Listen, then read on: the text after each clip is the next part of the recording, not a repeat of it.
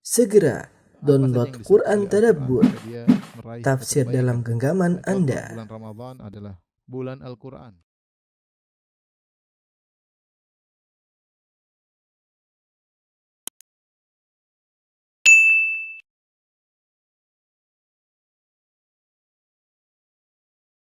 Bismillahirrahmanirrahim.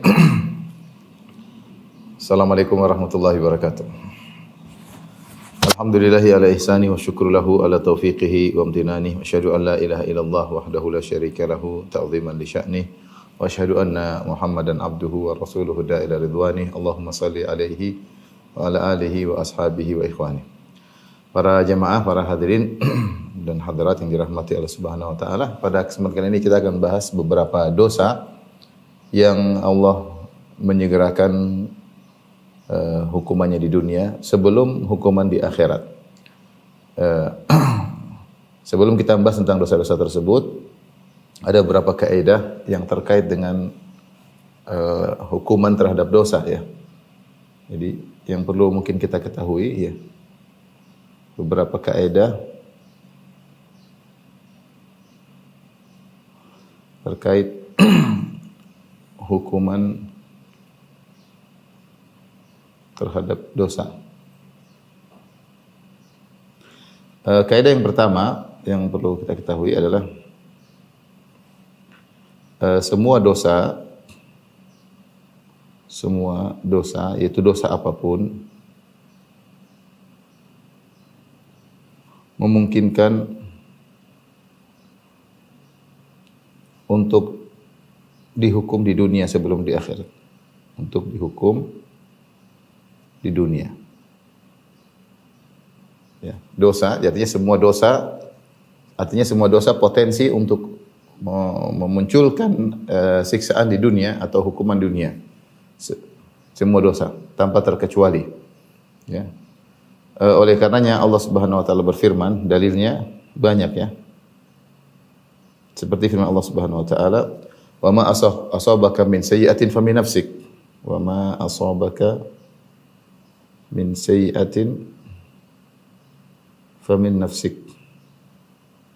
Ya. Apapun yang keburukan menimpamu maka dari dosamu. Keburukan apapun yang menimpamu maka dari dosamu. Maka dari kesalahanmu.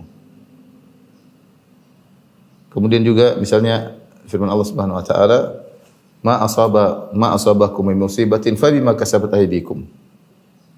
Ma asabakum min musibatin fa bima kasabat aydikum.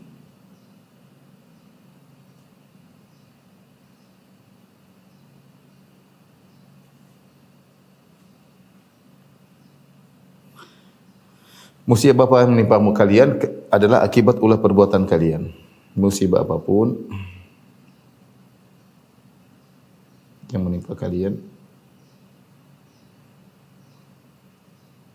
adalah akibat ulah kalian. Dan dalil seperti ini banyak. Seperti Allah menyebutkan, zaharal fasadu fil barri wal bahri bima kasabat aydin nas liyudhiqahum ba'dalladzi amilu la'allam yarji'un. Telah nampak kerusakan di daratan di lautan ya akibat ulah perbuatan manusia ya. Demikian juga seperti Allah Subhanahu wa taala, innal ladzina tawallaw minkum yaumal taqal jam'ani innamastazallahum asyaitanu bi ba'dhi ma kasabu. Sungguhnya orang-orang yang lari dari peperangan ketika perang Uhud, mereka kabur tersebut karena akibat dosa-dosa yang mereka lakukan sebelumnya. Jadi terlalu banyak dalil yang menunjukkan semua dosa punya potensi ya untuk menimbulkan hukuman di dunia ya, menimbulkan hukuman di dunia. Dan hukuman tersebut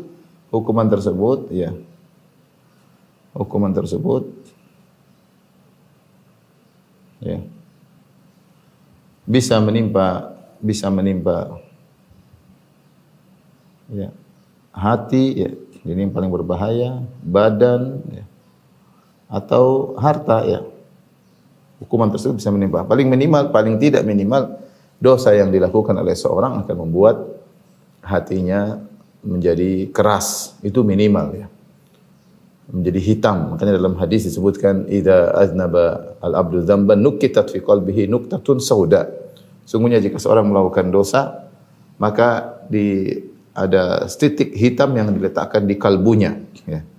Semakin dia banyak melakukan dosa, maka semakin banyak titik-titik hitam. Oleh karena seorang waspada dari semua dosa. Semua dosa bisa menimbulkan hukuman di dunia. Hanya saja pembahasan kita ini adalah yang paling disegerakan. Makanya dalam hadis disebutkan ma min dzambin ya ajdaru an yu'ajjilallahu al-uqubah.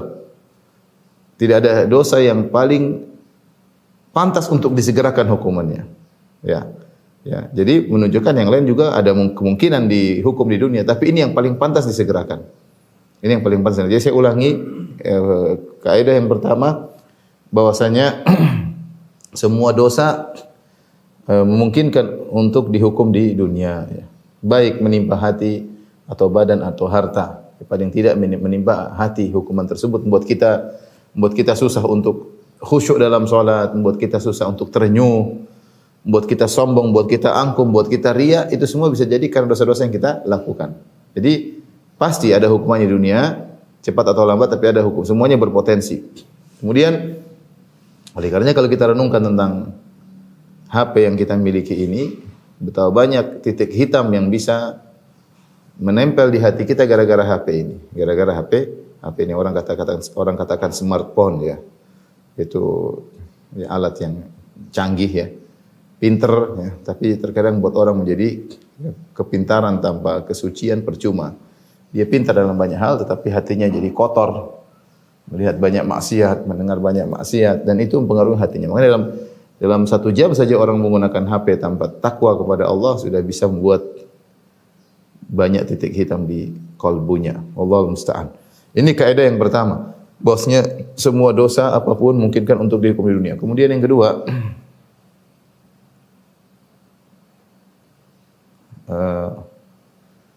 dosa yang dilakukan lantas tidak segera muncul dampaknya, muncul dampak hukumannya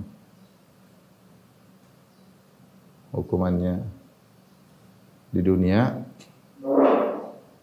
bukan berarti tidak ada hukumannya.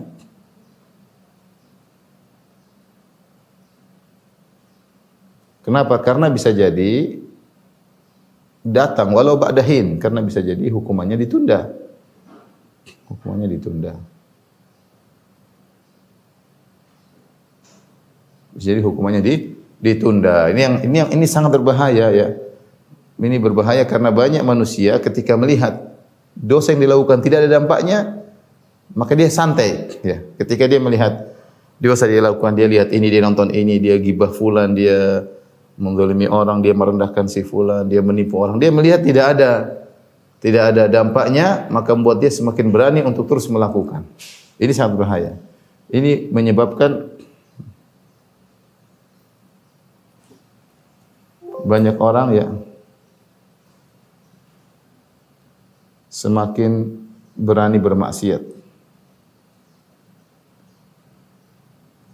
Karena tidak harus ketika seorang melakukan dosa kemudian segera disegerakan hukumannya di dunia dengan cepat, kecuali dosa-dosa tertentu yang tadi akan kita jelaskan. Biasanya segera. Karena bisa jadi dosa tersebut dampaknya bisa jadi 10 tahun kemudian. Bisa jadi dampaknya 20 tahun kemudian. Allah yang tahu ya. Ya, maka jangan sampai seorang ketika dia melakukan maksiat dia tidak melihat dampaknya. Dia praktek riba, mungkin berzina, dan dia lakukan banyak ya. Menonton hal-hal yang haram, dia melihat hal-hal yang dilarang oleh Allah Subhanahu wa taala, mendengar hal yang diharamkan Allah Subhanahu wa taala, dia tidak melihat dampaknya sana. Tapi bisa jadi dampaknya ada tapi dia tidak sadar, itu jadi masalah. Kalaupun dampaknya tidak disadari ataupun memang tidak ada dampaknya bisa datang belakangan ya. Padahal ini saya ingatkan bahwasanya bisa jadi, perhatikan, bisa jadi sudah berdampak namun dia tidak sadar. namun dia tidak sadar. Seorang melakukan maksiat terjadi misalnya hatinya susah untuk khusyuk dalam sholat, susah untuk bangun malam, ya. Kok ada kecenderungan untuk bermaksiat, senang untuk melihat macam-macam, ada keributan di rumah, anaknya bermasalah, ekonominya. Dia tidak sadar kalau itu hukuman yang sudah dia dapatkan. Dia tidak sadar. Dia tidak sadar. Itu banyak orang. Dan taruhlah tidak ada dampaknya, akan datang suatu saat, bisa jadi 10 tahun kemudian, 20 tahun kemudian. Ketika seorang bermaksiat dan dia tidak merasakan dampaknya, dia semakin berani terus untuk bermaksiat. Jadi dampak itu tidak mesti segera. Ya.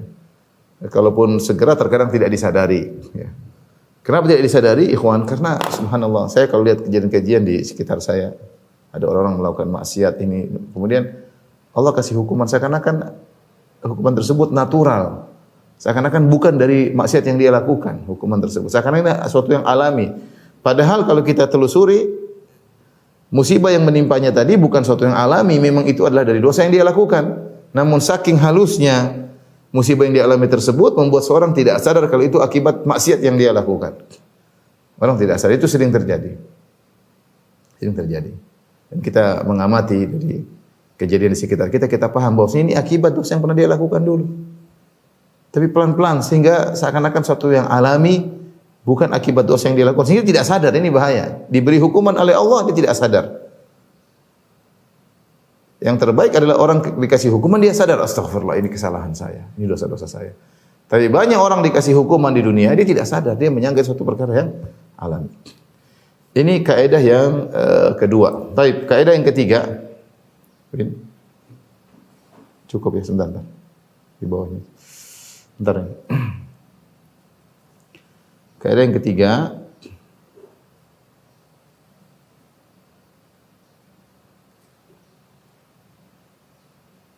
Bahwasanya dosa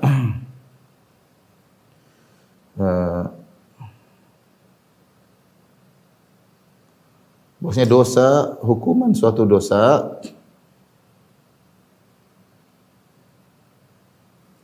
atau dosa itu ada dua model ya.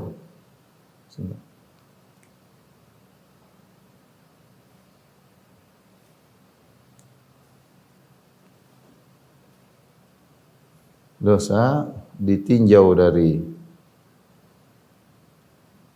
hukumannya ada dua model. Apa aja itu? Yang pertama adalah dosa yang jika dihukum di dunia maka di akhirat tidak lagi. Tidak lagi. Yang kedua adalah dosa dosa yang hukumannya di dunia dan di akhirat.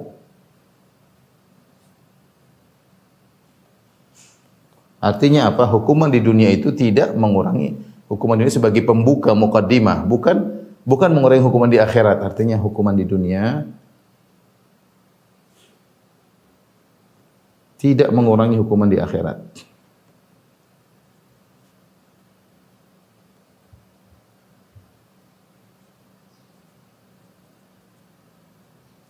Baik, adapun dalil yang jenis pertama adalah beberapa hadis, di antaranya dalam hadis kata Rasulullah SAW, "Idza aradallahu bi 'abdihi khairan ajjala lahul 'uqubata fid dunya." Kata Nabi sallallahu alaihi wasallam, "Idza aradallahu bi 'abdihi khairan ajjala lahul 'uqubata fid dunya."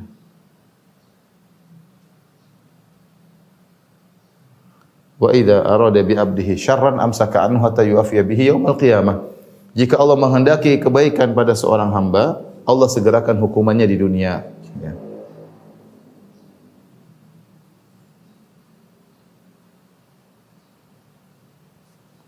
Kebaikan bagi seorang hamba, Allah segerakan hukuman. Hukuman di dunia. Ini di antara dalil yang menunjukkan bahwasanya, dan ini hukum asal dosa.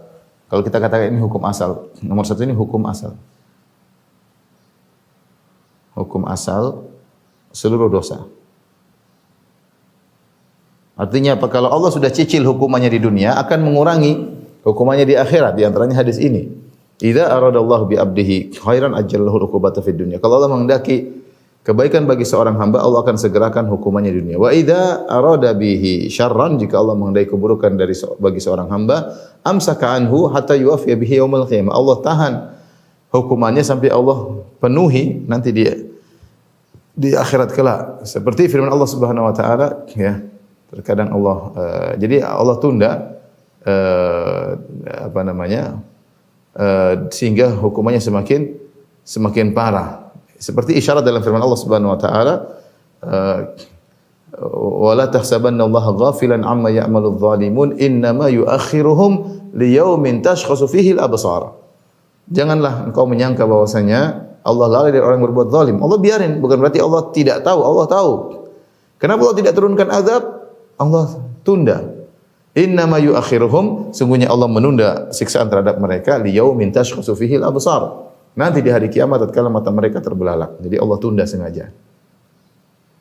Dan hukum asal dosa-dosa kalau di hukuman di dunia adalah mengurangi.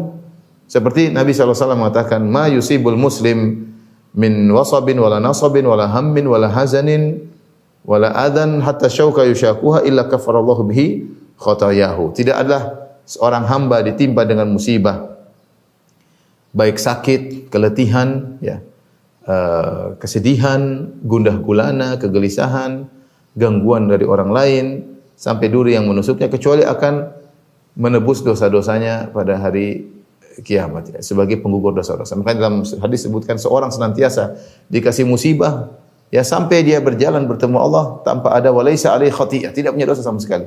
Kena musibah itu dampak dosa yang dia lakukan. Musibah berturut-turut sampai akhirnya dia ketemu Allah tanpa ada dosa sama sekali. Ini hukum asal dosa. Kalau dikasih hukuman dunia, berarti dia penggugur, akan mengurangi hukuman di akhirat. Bahkan terkait dengan masalah hudud, terkait dengan masalah orang yang melakukan zina ditegakkan hukum had, yang mencuri. Saya bacakan hadis dalam Sahih Bukhari dari Ubadah bin Samit radhiyallahu taala anhu,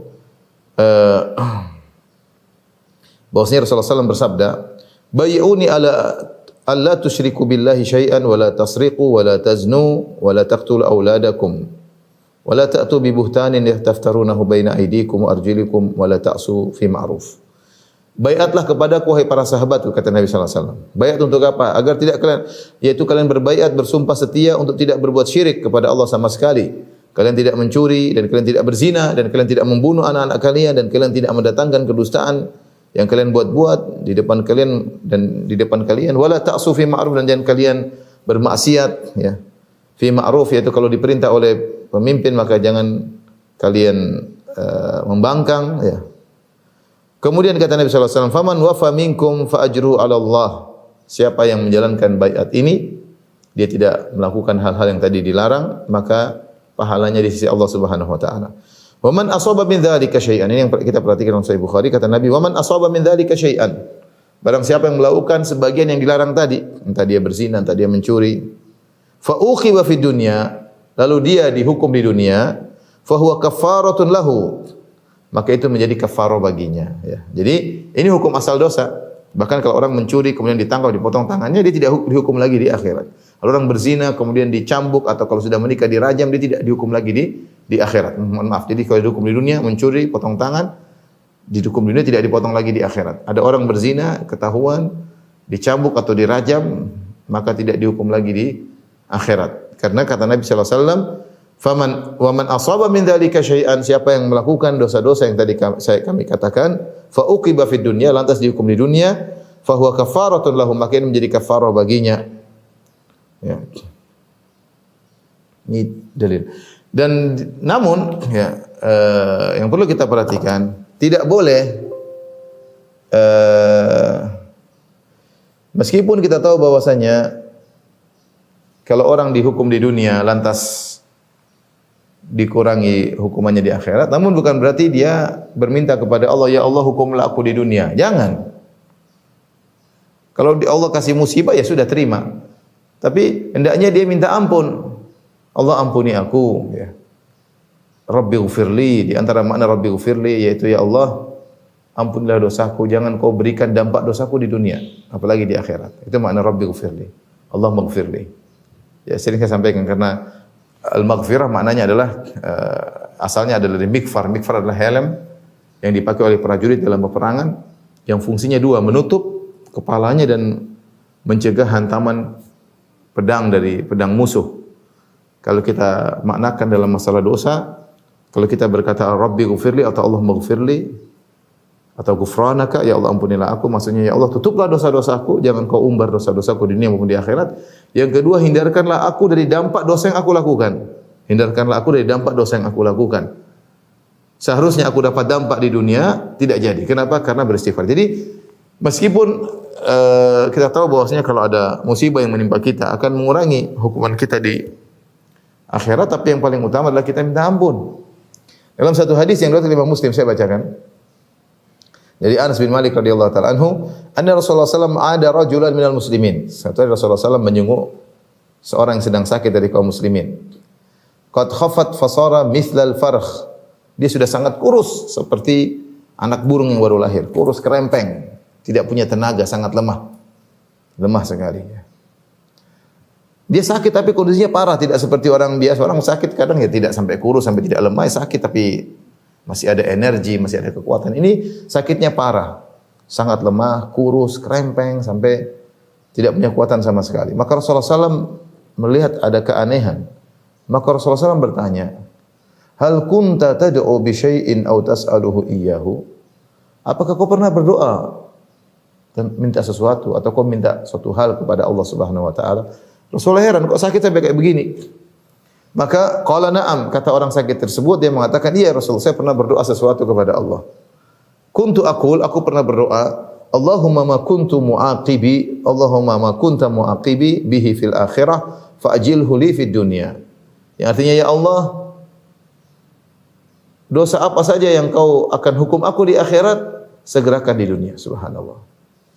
Dia berdoa demikian. Dia tidak ingin, dia tahu diadab di akhirat lebih parah.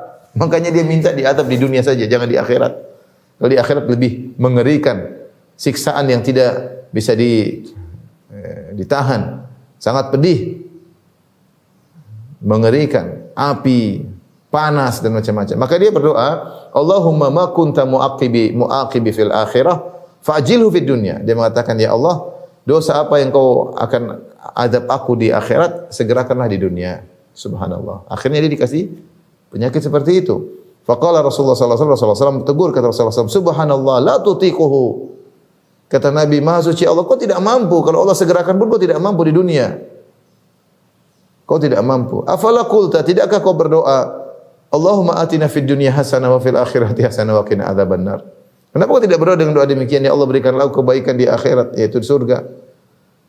Kebaikan di dunia dan kebaikan di akhirat, maksudnya surga.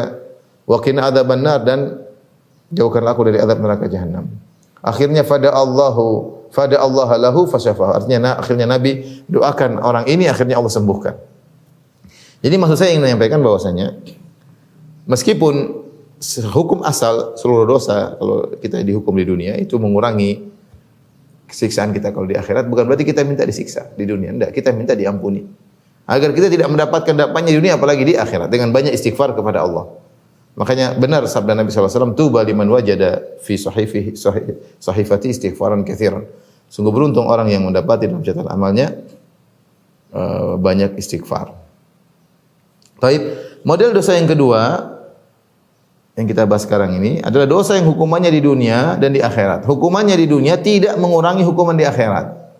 Yang di dunia ini hanya sekedar muqaddimah, hanya sekedar muqaddimah. Di antara dosa-dosa tersebut contohnya adalah berbuat zalim. Kemudian contohnya adalah memutuskan silaturahmi.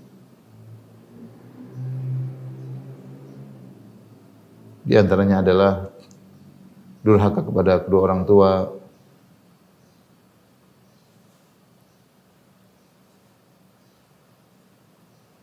Durhaka kepada kedua orang tua.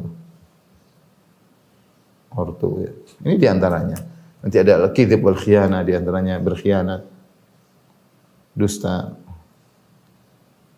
dan khianat.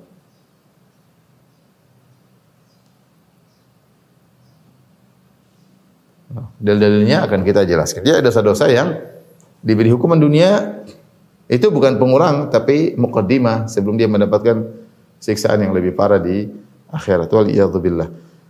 Baik, baru kita akan masuk sekarang, tolong di Win dia bagikan. Ini adalah 3 kaidah yang perlu kita ketahui sebelum kita bahas pembahasan yang akan kita bahas.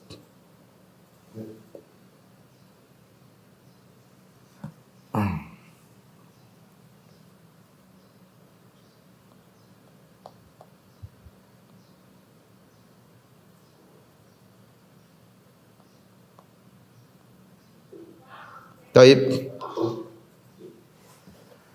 Ikhwan dan akhwat yang dirahmati Allah Subhanahu wa taala, beberapa dosa yang sudah kita singgung tadi yang Allah sangat menyegerakan hukumannya di dunia ya. Dosa-dosa yang disegerakan hukumannya di dunia.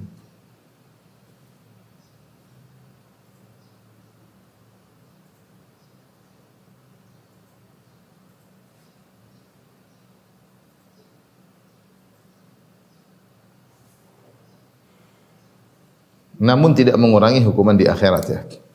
Di antaranya adalah berbuat zalim ya tadi. Berbuat al-baghyu. Al-baghyu artinya apa namanya? Tidak alal ghair, yaitu berbuat zalim intinya. Berbuat zalim atau melanggar hak orang lain.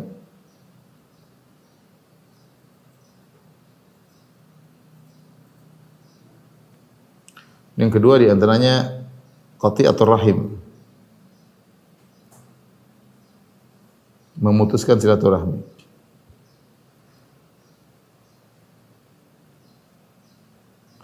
Saya bacakan hadisnya ya. Kata Nabi sallallahu alaihi wasallam, "Ma min dzambin ajdar an yu'ajjilallahu li sahibihi al-uqubah." Tidak ada dosa yang paling pantas Allah segerakan hukumannya, menyegerakan hukumannya di dunia ya.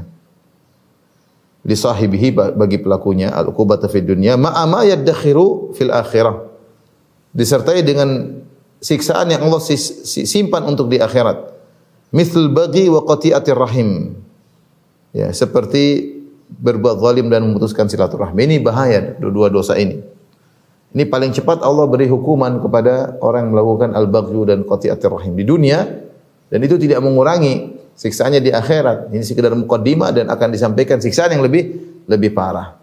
Maka seorang berhati-hati di dunia ini jangan sampai meninggal dunia dalam kondisi berbuat zalim sama orang lain. Jika dia berbuat zalim sama orang lain, segera dia minta maaf karena kezaliman tersebut dia bisa merasakan dampaknya di dunia sebelum di akhirat.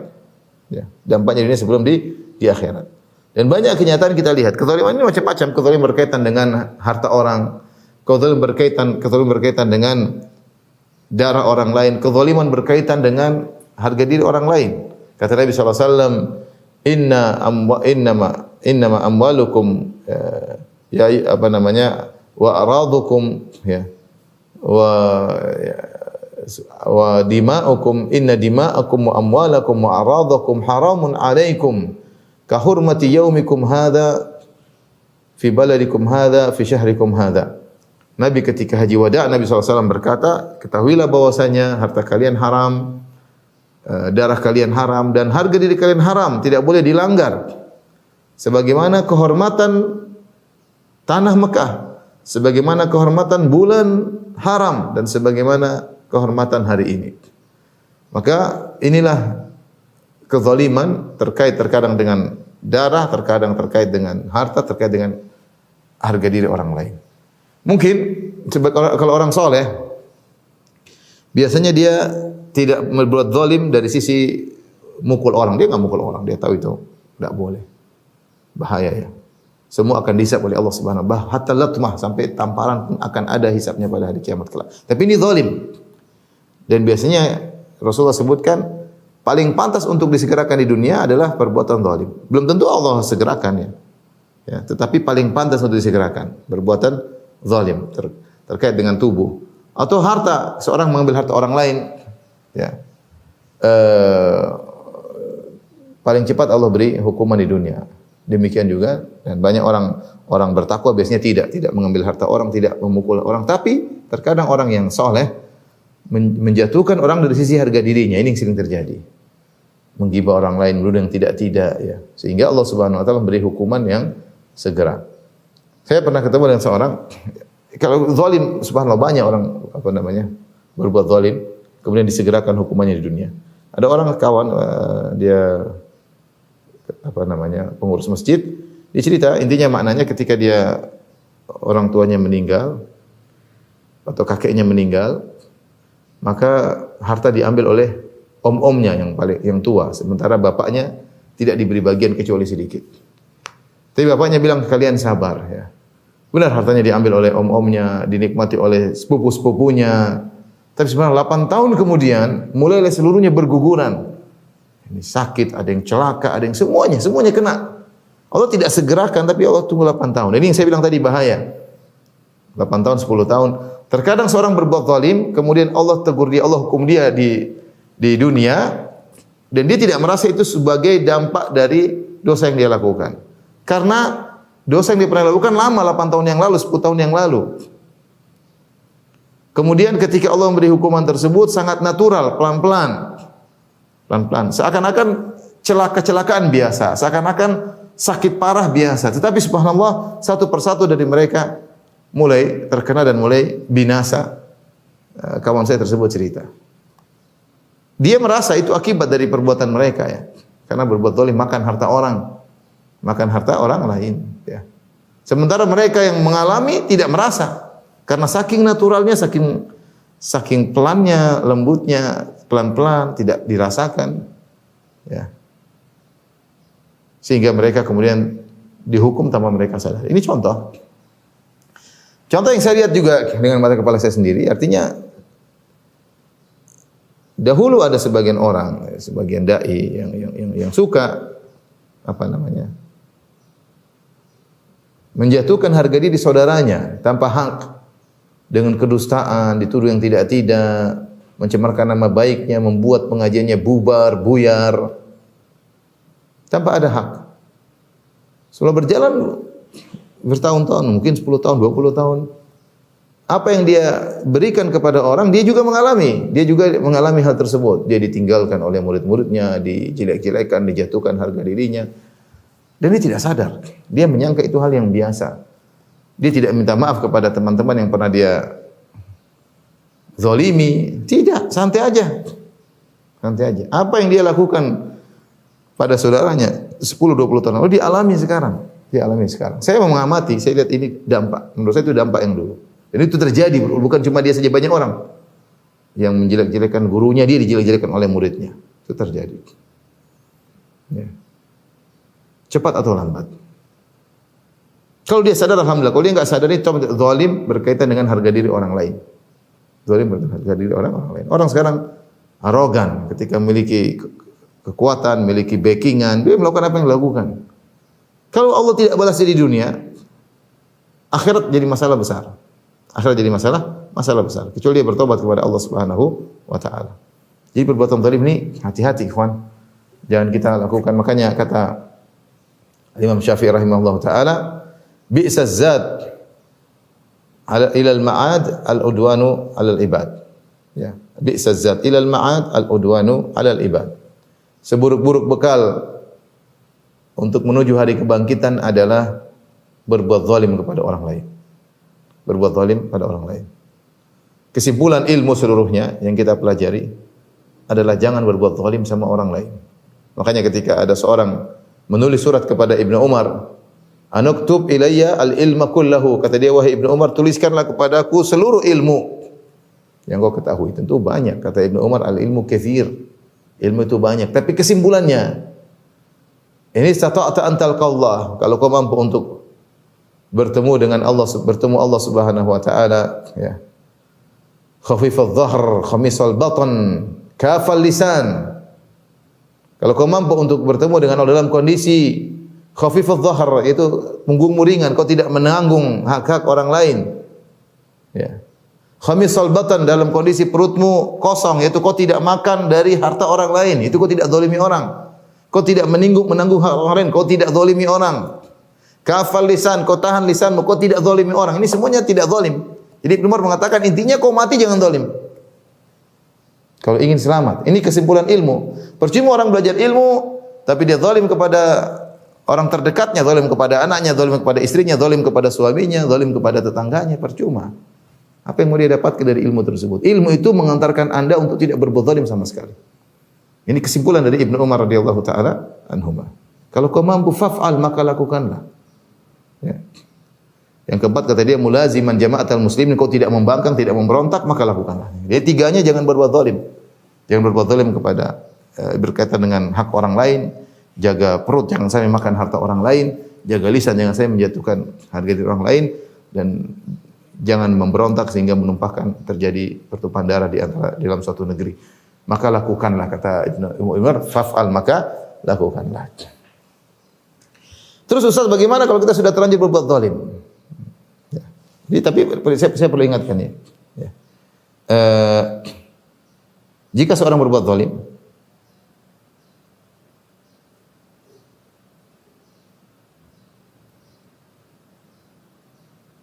ya, maka segera bertobat. Dua kemungkinan.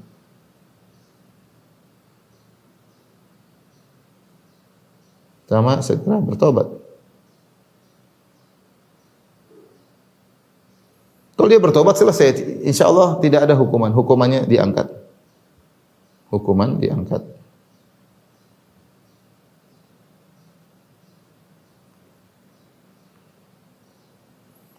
Bagaimana caranya dia segera minta maaf kepada orang yang dia zalimi? Sebelum dia meninggal dunia atau sebelum orang yang dia zalimi meninggal dunia. Hati-hati. Kata Nabi SAW, "Man kanat lahu madlamatun li akhihi min irdin aw syai'in falyatahallalhu minhu al-yawm." Falyatahallalha minhu al-yawm qabla an la yakuna dinar wala dirham. Siapa yang punya kezaliman, melakukan zalim kepada orang lain saudaranya, apakah terkait dengan harga diri, dia jelek-jelekan, dia rendahkan, dia tuduh yang tidak, atau kezaliman apapun, maka mintalah untuk dihalalkan sekarang. Jangan sombong dengan arogan dengan kekuatanmu, dengan bekunganmu, kau juga akan mati. Ya. Mentang-mentang punya jabatan, mentang-mentang punya jumlah yang banyak, mentang-mentang punya kekuatan, jangan sombong. Ya. Kalau kau punya kezaliman sama orang, mintalah dihalalkan sekarang sebelum telat datang hari di mana tidak bermanfaat dinar dan dirham. Maka segera, kalau kita punya kezaliman, segera kita minta maaf sama orang tersebut. Sebelum kita yang meninggal dulu atau dia yang meninggal dulu. Ada orang santai-santai aja, dia sudah jelek-jelekin orang, nuduh orang tidak santai aja. Akhirnya orang yang dia jelek-jelekan meninggal. Sudah, setelah itu mau diapain? Diapain? Saya pernah ketemu dengan seorang dai senior. Dia marah dengan murid-muridnya. Dia bilang, ya Firanda, saya ngajari murid-murid yang durhaka, ternyata saya memelihara singa-singa. Rupanya muridnya kurang ajar ya. Jelek-jelekan dia. Akhirnya dia meninggal. Sebagian murid-muridnya dia minta maaf, sebagian belum. Ini zaman sekarang ya. Subhanallah. Apa yang menghalangimu kesombonganmu untuk minta maaf sama orang yang pernah kau zalimi? Hati-hati. Bisa jadi dia meninggal terlebih dahulu atau kau meninggal terlebih dahulu. Jangan remehkan kezaliman, apalagi kezaliman berkaitan harga diri. Itu lebih berat daripada hartamu diambil. Harga diri seorang dijatuhkan lebih berat. Masih mending hartanya diambil daripada harga dirinya dijatuhkan. Segera bertobat, hukuman akan diangkat. Dengan cara minta maaf tentunya itu, dengan minta maaf,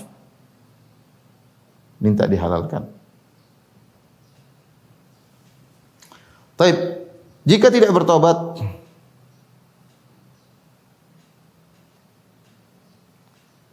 maka sangat mungkin Allah segerakan hukuman di dunia. Dia tidak sadari ya. Orang seperti ini dia tadinya suka menghina orang, dia akhirnya terhina. Dia tidak sedih, tapi dia merasa santai aja, seakan-akan alami. Dia tidak tahu itu akibat dampak perbuatan dia dahulu. Ya. Sangat mungkin Allah segerakan hukuman di dunia, tapi tidak harus Allah segerakan. Terkadang Allah tunda seluruhnya dan lebih parah. Ya, misalnya kalau dosanya di dunia harusnya 5, di akhirat 1000 misalnya, ya 5 ini ringan, tapi Allah tunda semuanya 1005 semuanya di akhirat dan abadi, mengerikan. Atau hukumannya lebih berat di akhirat, lebih parah. Sangat mungkin disegerakan atau ditunda seluruhnya. Sebagian dalam surat Ibrahim, Quran surat Ibrahim ayat berapa? Wala tahsabannallaha ghafilan amma ya'maludz zalimun. Saya carikan ayatnya. Innama yu'akhiruhum liyaumin tashkhasu fihi al-absar.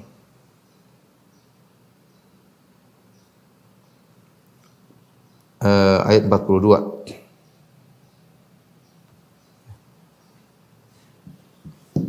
Yang kedua, dosa yang sangat mudah Allah balas di dunia. Tapi ini tidak harus. Tidak harus Allah berikan di dunia, tapi sangat mudah Allah timpakan di dunia adalah memutuskan silaturahmi. Maka seorang hati-hati, waspada di antara dosa yang hukumannya di dunia sebelum di akhirat. Nabi sallallahu alaihi wasallam mengatakan la yadkhul jannata qati'. Ya, orang yang putus silaturahmi tidak masuk surga. Demikian juga ketika seorang melewati sirat, maka akan ada rahim ya dan amanah menunggu. Rahim dan amanah menunggu di sirat. Kalau ada orang yang amanah dalam kehidupannya dan dia suka menyambung silaturahmi, maka dia semakin dipermudah untuk melewati sirat. Tapi kalau dia bermasalah di dunia, dia bermasalah dengan kakaknya, bermasalah dengan adiknya, bermasalah dengan orang tuanya, ribut dengan tantenya, ribut dengan ponakannya, masalah silaturahmi bahaya. Jengkel-jengkelan, bombe, diem-dieman sama kakaknya sendiri, diem-dieman sama adiknya sendiri, dia akan repot ketika disirat. Rahim akan menahan dia. Kenapa kau dulu tidak menyambungku? Kenapa kau dulu memutuskan aku? Urusannya berat. Ya. Ini di antara intinya seorang waspada. Kita sudah bahas secara khusus tentang masalah memutuskan silaturahmi. Silakan dilihat kembali di kajian-kajian di YouTube tentang dahsyatnya silaturahmi dan bahayanya memutuskan silaturahmi. Ya. Di antara yang lebih parah lagi adalah yang lebih spesifik, durhaka kepada kedua orang tua.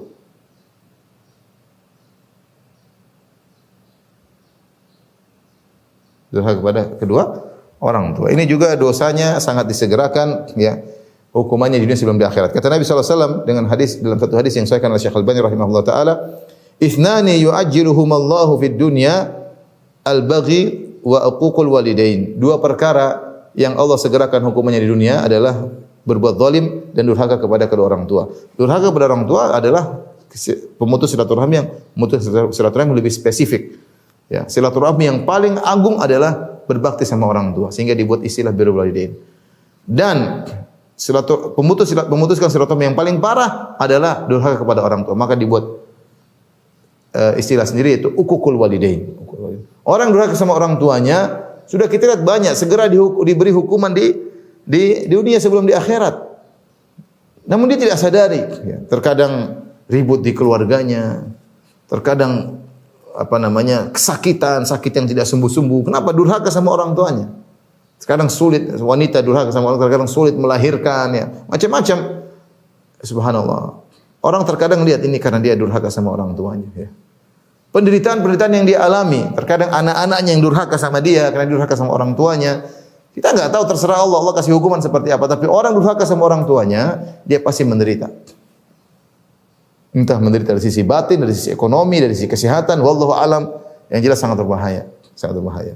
Tadi kata Nabi sallallahu alaihi wasallam, dua dosa yang Allah segerakan hukumannya di dunia, ya. Segera hukumannya di dunia.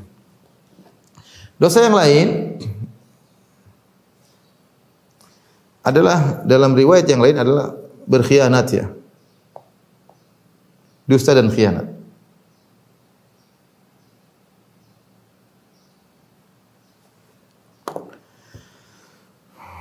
Dalam hadis kata Rasulullah SAW, sama seperti hadis sebelumnya tapi ada tambahan, ma min dzambin ajdaru an yu'ajjilallahu ta'ala li sahibil uqubata fid dunya ma ma yaddakhiruhu lahu fil akhirati min qati'atir rahim wal khiyana wal kadhib wa inna a'jala at-ta'ah thawaban la silatur rahim hatta inna ahlal baiti la yakunu fajaratan fatanmu amwaluhum wa yakthuru adaduhum idza tawasalu.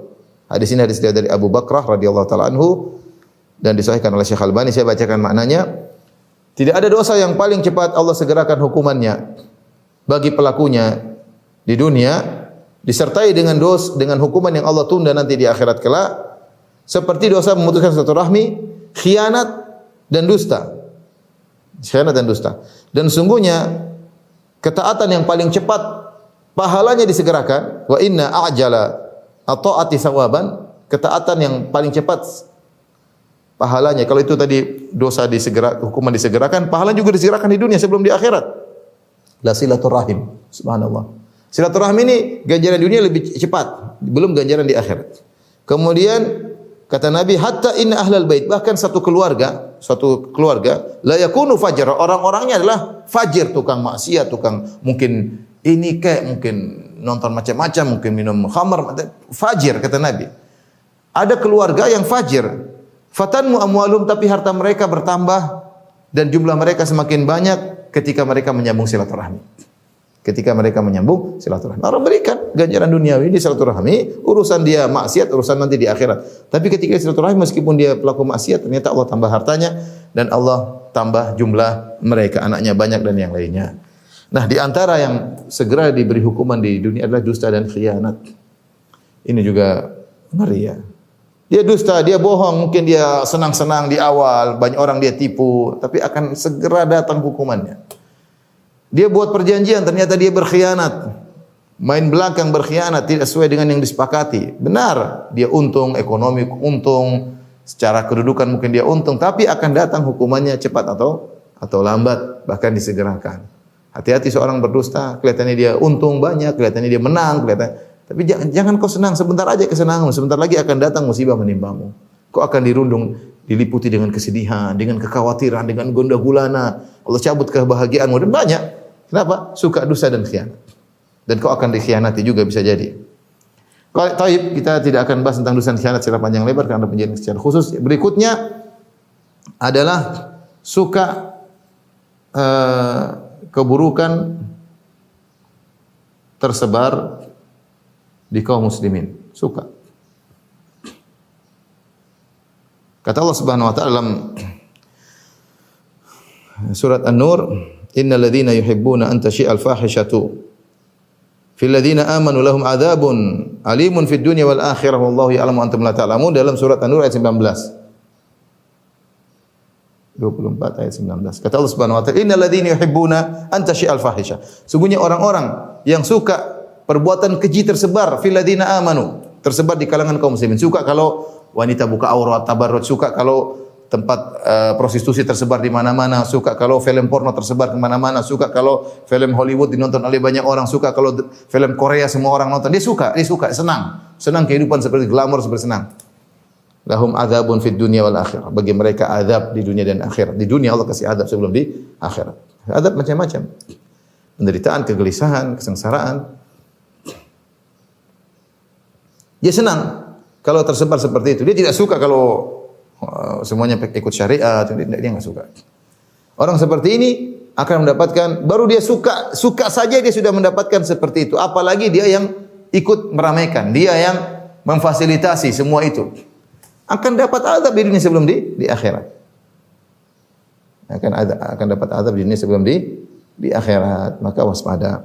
Di antaranya adalah dosa yang disegerakan hukumannya juga adalah tatabbu, yaitu tajassus, mencari-cari kesalahan orang lain ya.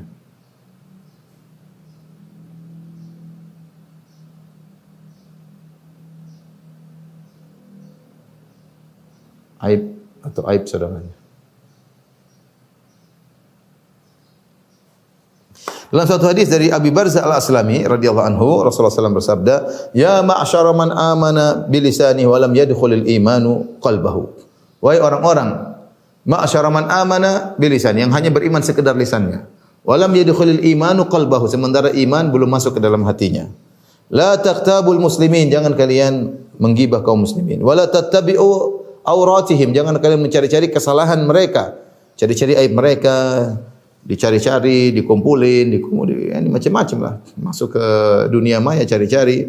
Fa innahu man ittaba auratihim yatba'u Allahu auratahu. Siapa yang mencari-cari kesalahan kaum muslimin, maka Allah akan mencari-cari kesalahannya juga. Ya, wa man yattabi'illahu awratahu yafdahu fi baitihi. Siapa yang Allah cari kesalahannya, maka Allah akan bongkar aibnya meskipun di rumah. Meskipun di rumah. Artinya meskipun dia bersembunyi, Allah akan bongkar aibnya. Maka di antara dosa yang segera dihukum di dunia sebelum di akhirat, di antaranya adalah mencari-cari kesalahan orang lain. Ini Allah alam bisawab, hanya sebagian yang saya sampaikan ya ada. Mungkin ada dosa-dosa yang lain, ya, tapi sementara ini yang saya sampaikan. Semoga kita terjauhkan dari dosa-dosa seperti ini. Kalaupun kita melakukannya, segera bertobat agar kita tidak dihukum di dunia, apalagi di akhirat. Demikian para ikhwan dan akhwat yang dirahmati Allah Subhanahu wa taala, apa yang saya sampaikan kurang lebih saya mohon maaf. Wabillahi taufiq wal hidayah. Assalamualaikum warahmatullahi wabarakatuh.